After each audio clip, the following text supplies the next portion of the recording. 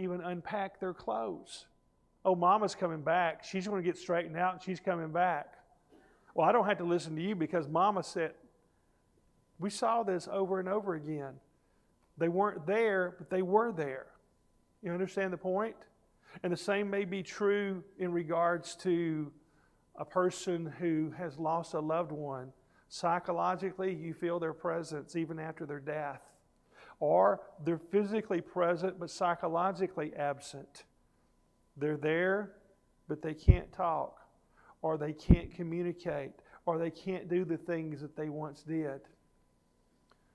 In dementia, look for those short, lucid moments when they're at themselves. Hopefully they come before their death. I've had people tell me about those precious moments where for 3 to 5 minutes they had their mama back. And mama knew that they were a daughter. And mama knew that she loved her and she loved them. And how special that is. Sometimes it happens, sometimes it doesn't. But this idea where they are physically present but psychologically absent, that is some of the grief that we have to talk about. And that's what she mentions here. Well, what do we do? And you've got some of these notes before you. First of all, make sure that you've got the proper diagnosis. It's important to keep in mind that just because somebody else had it doesn't necessarily mean that they have it. And so you see there, I think you've got a handout about what to do when you go to doctor's visits. When we went initially to UAB, to the Kirkland Clinic, and I would definitely commend that group. They were very, very good. And let me tell you this, if you're trying to get into a place where neurologically they can help you, a lot of times they're going to tell you that the first appointment is 4 months away or 6 months away. Well, we didn't need to wait 6 months. And so I talked to a lady who was there at UAB, and she said, now you can call back on Friday afternoons because that's when people turn down their appointments and hopefully get in. Well, she didn't have to tell me that, but she did. And so sure enough, that same week we tried to get in and they said it's 6 months out and Mom was already having problems. I called back and I guess Providence got that lady and she got us in 2 months. And that lady she and I became friends.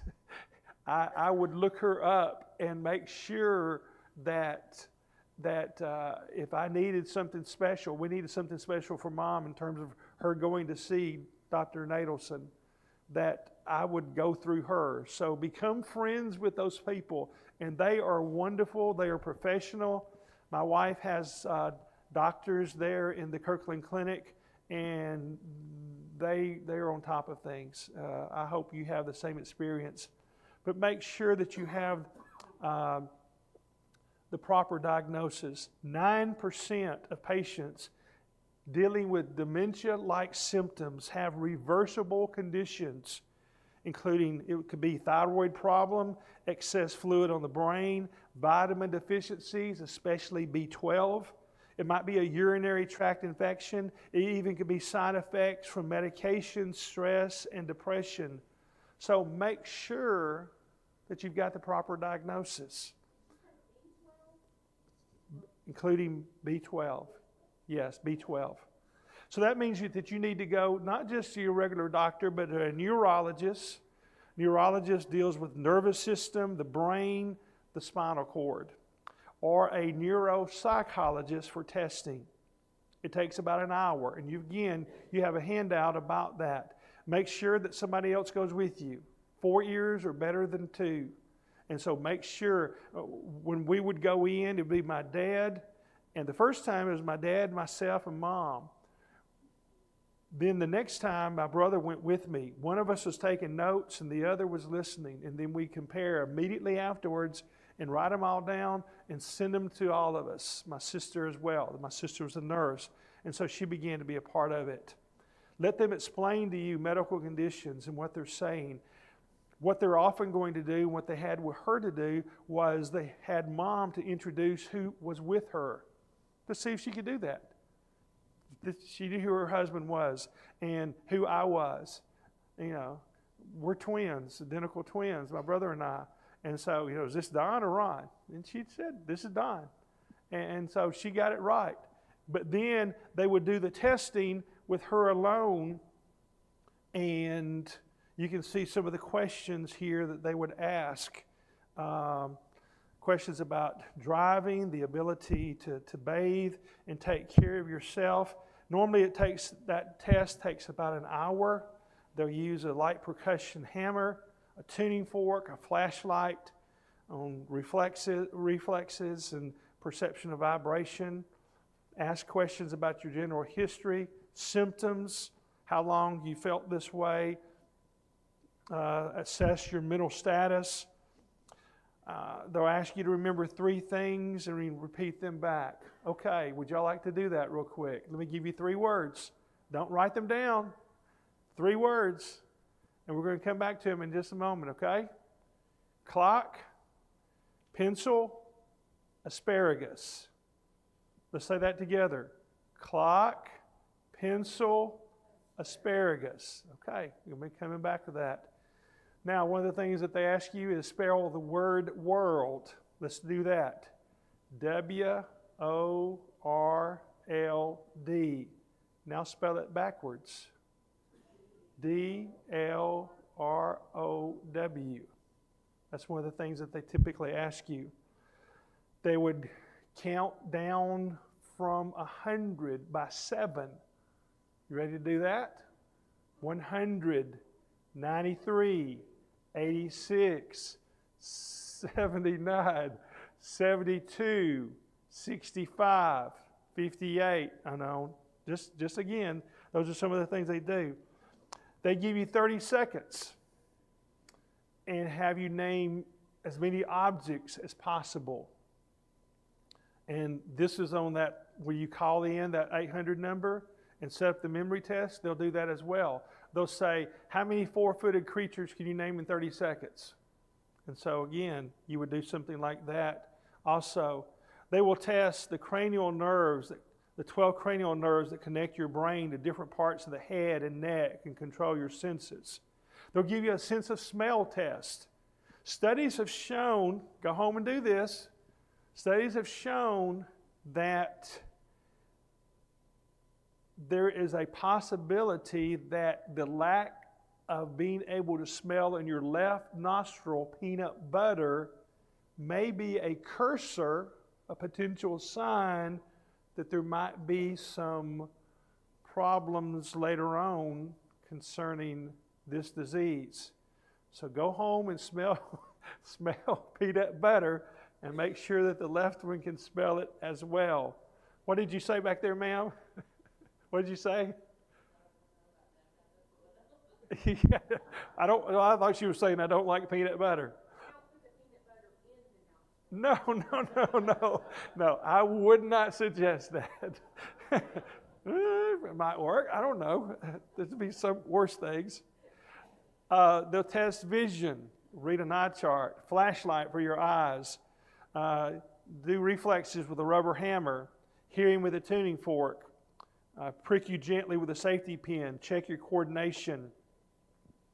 One of the things that they would do is take your hands like this, point your fingers out, close your eyes, and then try to find your nose. Those are some of the things that they would do. Just sort of see hand-eye coordination. Again, that can be affected by that. They would have you walk to see and have you stand on your heels and toes to test your gait. Make sure you have a proper diagnosis. That's really important. And then secondly, somebody have a question?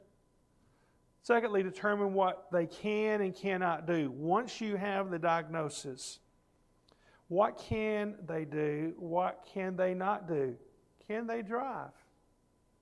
Now, a lot of people will say, well, a person once he has been tested with dementia, they just can't drive anymore. Not so fast. Dr. Donald Iverson, a neurologist in Eureka, California, said patients with mild dementia, the beginning of dementia, are overall considered to be higher risk drivers, but studies have shown that as many as 76% of them in their early stages were able to pass a road test and can still drive safely. Now, some signs of declining abilities include driving well below the speed limit, having difficulty with lane changes or intersections, giving up driving at night or in bad weather, aggressive or impulsive behavior behind the wheel, accumulating traffic tickets or fender benders. Somebody says, well, that's all me already. Okay, whatever. Getting lost. It is recommended that people with dementia be reassessed every 6 months because of the changing nature caused by Alzheimer's. But what can they do? Heard about this lady in a church van, and she was pulled over by the police, and they'd just gotten off a major road, and so the policeman walks up and he says, "Sir, is there something wrong? Was I driving too fast?" He said, "No, ma'am. You were driving too slow." "Well, what do you mean?" She said, "The speed limit is 31. She said, "No."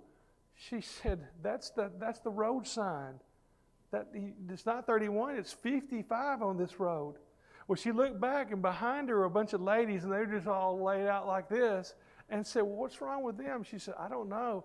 We just got off Highway 101.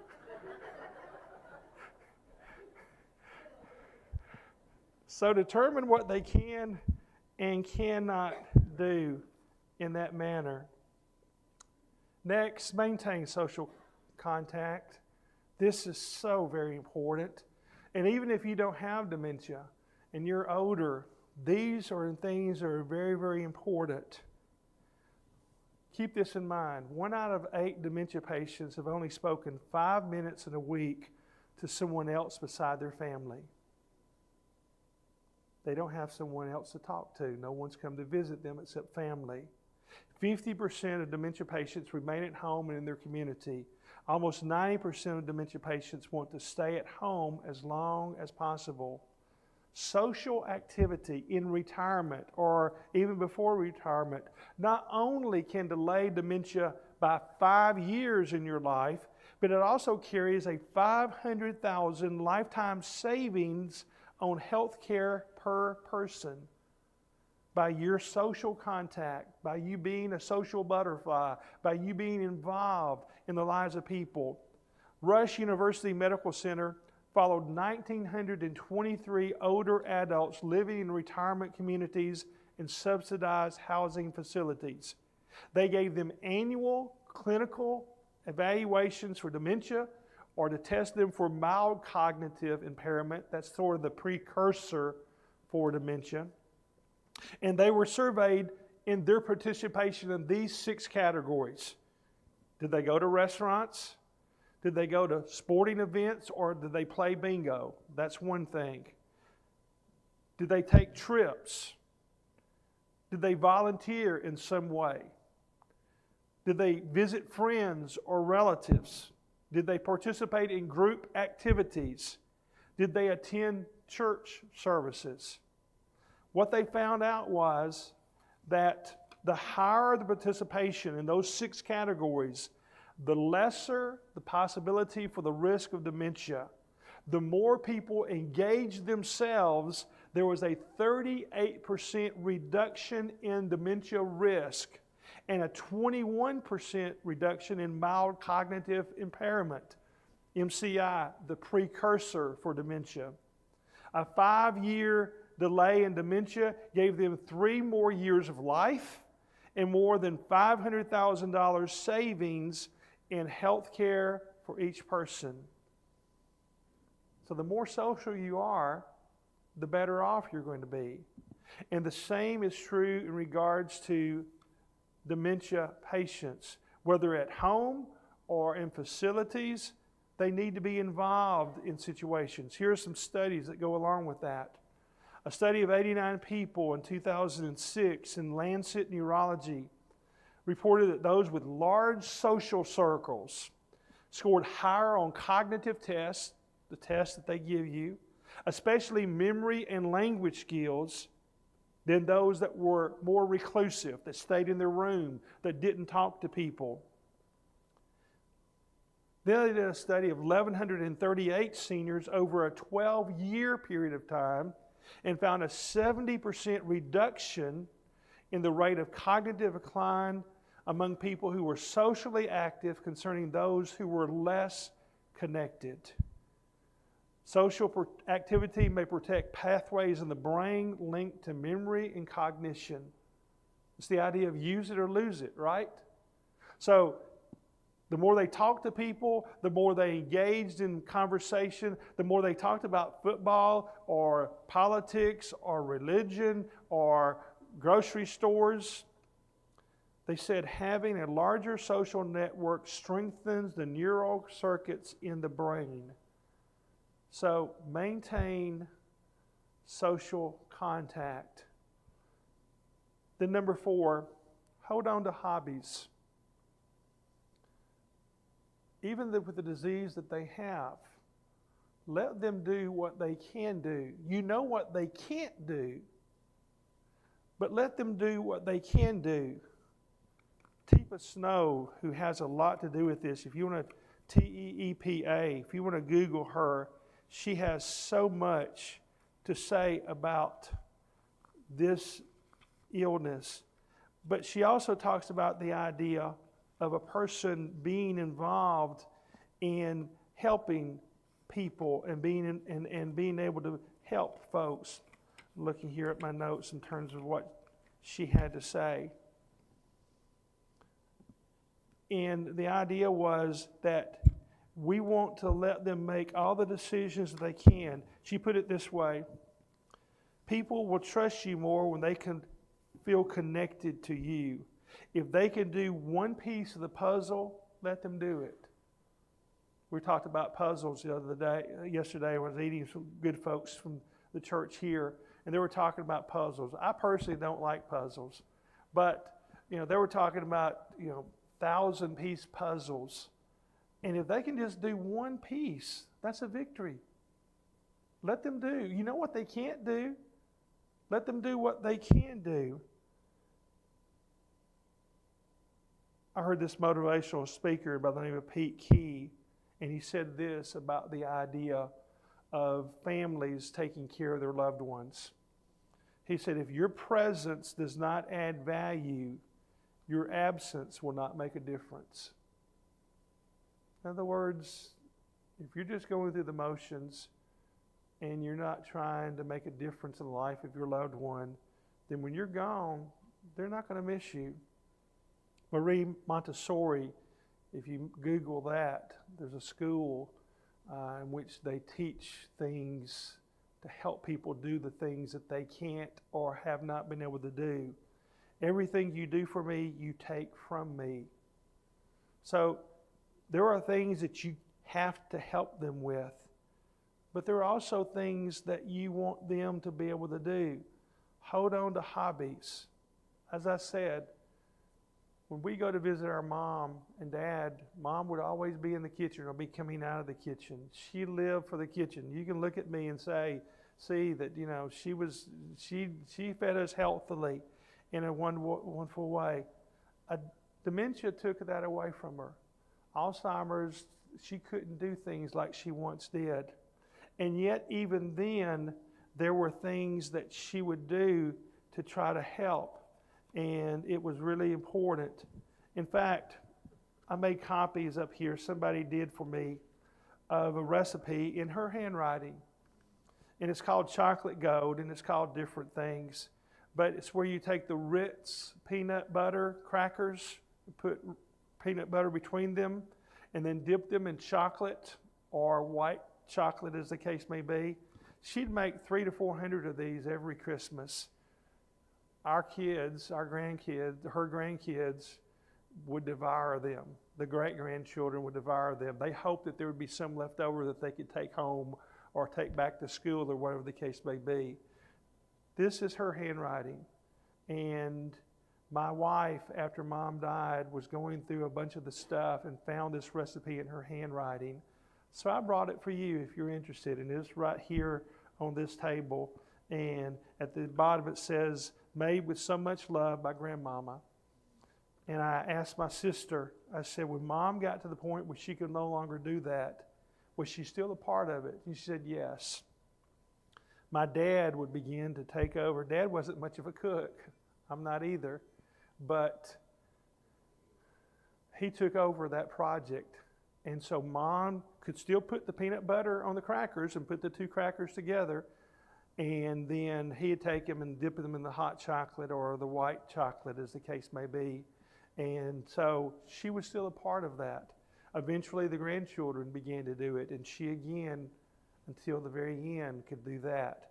And so you know what they can't do, but look for things that they can do. Select a special recipe, and then choose the simple tasks such as measuring, adding ingredients, stirring, and testing. Have fun sampling your work. Hobbies can include music. There's something about music with dementia people that they still can remember the old songs.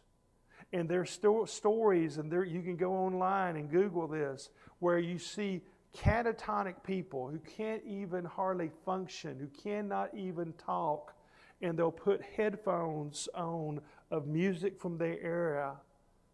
And you know what happens? They begin to sway and move, and they begin to sing those songs from the 30s or 40s or 50s. And they begin to live again because that's something that they remember. Art, music, and religion often stay with dementia patients when everything else fails. Becky Blackman, many of you ladies know, as a Christian writer of wonderful ladies' books, was told by a dementia doctor or nurse, "Your mother may forget you, but she will never forget God." And I saw Miss Becky back in July of this last year when I was at the Branson Polishing the Pulpit workshop. And she told me, even toward the end of my mother's life, with a long bout of dementia, she would sometimes walk up to complete strangers and she would look at them and say, "You know, Jesus is coming soon." Even toward the end of her life, she was still thinking about Christ and about the need for people to change their lives. We know what it can't do. Let's look at what they can do. And something like that. A preacher whose mom went through those tests, and they're typically 30 questions, and she'd only gotten like 6 right. She was in the throes of dementia big time. She didn't know where she was. She didn't know what day it was. She didn't know what the presidents were. You know, all those things that were mentioned in that manner. And he said to the doctor, "Doctor, why is it that she can't answer those questions? And yet, watch this. Mother, what does John chapter 3, verse 16 said? For God so loved the world that he gave his only." What does Ephesians 2, verses 8 and 9? For by grace are you saved through faith, that are yourselves, it's the gift of God, not of works. Why is it that she can do that, but she can't answer your questions? Let me read this in my notes to make sure that I say it exactly right.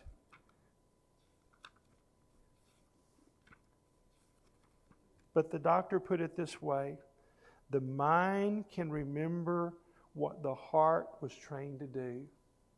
Isn't that beautiful?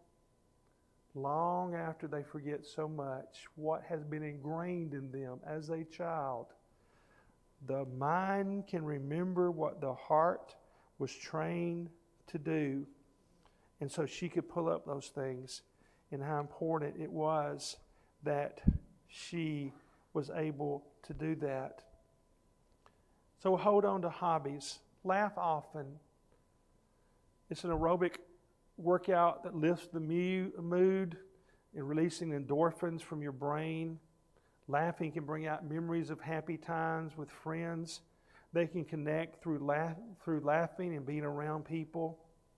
Maybe you're taking your loved one to a doctor's office and say, Mom or Dad, between here and the doctor's office, there's 5 red lights.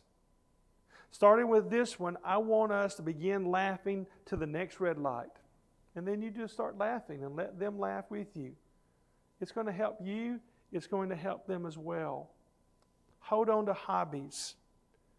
If he used to play golf, but he can't do anymore, let him ride around with the guys in the golf cart.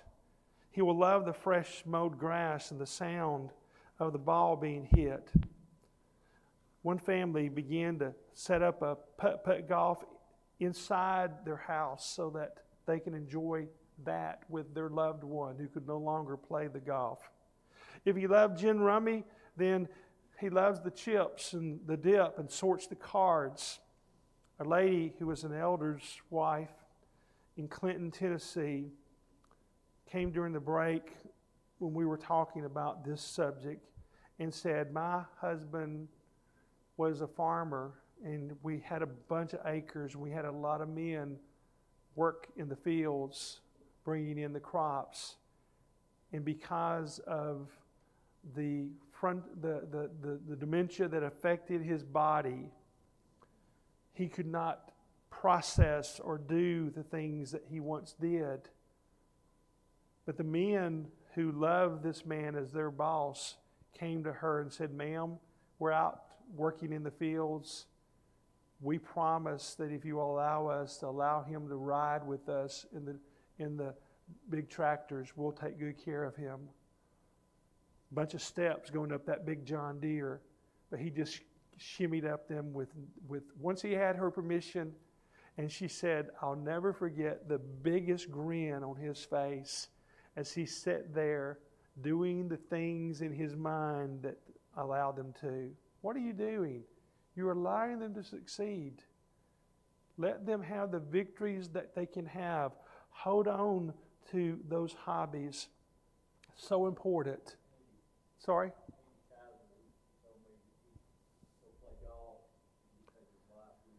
Yes. She passed about 3 months ago, but what a wonderful lady she was, and what a blessing she was to those boys and to that family. Don't allow the present to erase or override the past. There's a picture of my mom, and that's an Amish chair that I bought for her. It's in 2 pieces, and she loved, or she acted like she really loved it. And there were a lot of things that she could not do. Again, remember this is an illness, not the person. It is a disease of the brain, not a disease of the soul. Meet your loved one where they are. I think I was telling the folks yesterday that I ate with about this.